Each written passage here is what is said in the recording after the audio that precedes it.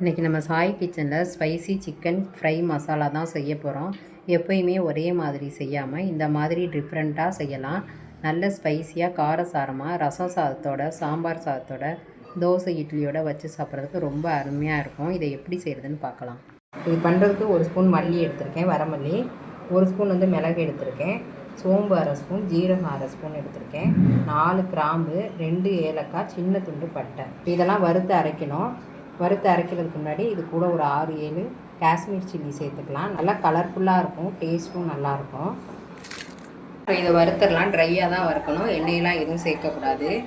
கடாய் சூடு பண்ணிவிட்டு இதை இப்போ இதில் சேர்த்துடலாம்.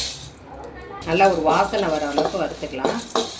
சிக்கன் கசப்பாயிடும், அதனால் நல்லா பொன் வருவதாக வறுத்து எடுத்துக்கலாம். மசாலாவோட வாசனை வந்தோடனே ஒரு பிளேட்டுக்கு எடுத்து ஆற வச்சு அரைச்சிக்கலாம்.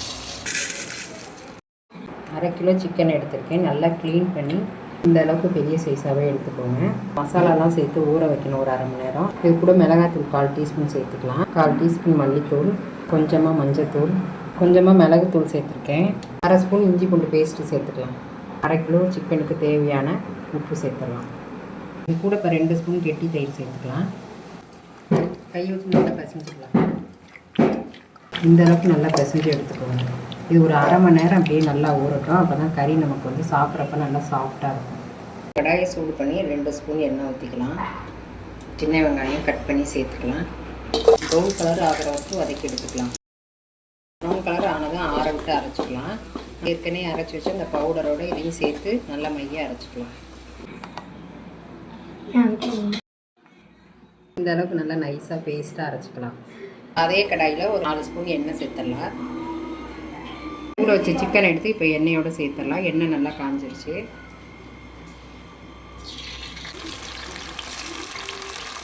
நல்லா பிரட்டி விட்டுடலாம். கொஞ்ச நேரம் எண்ணெயிலே வதங்கட்டும்.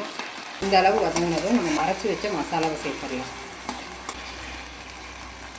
ஃப்ரை ஆகிற வரைக்கும் நல்லா வதக்கணும். இப்போ எண்ணெயெல்லாம் நல்லா பிரிஞ்சு வருது பாருங்கள். இது இன்னும் நல்லா சுருள வந்ததும் நம்ம இறக்கிக்கலாம். இப்போ இந்த சிக்கன் நல்லா சூப்பராக வெந்து ரெடி ஆகிடுச்சு. இதை ஒரு பிளேட்டுக்கு மாற்றிக்கலாம்.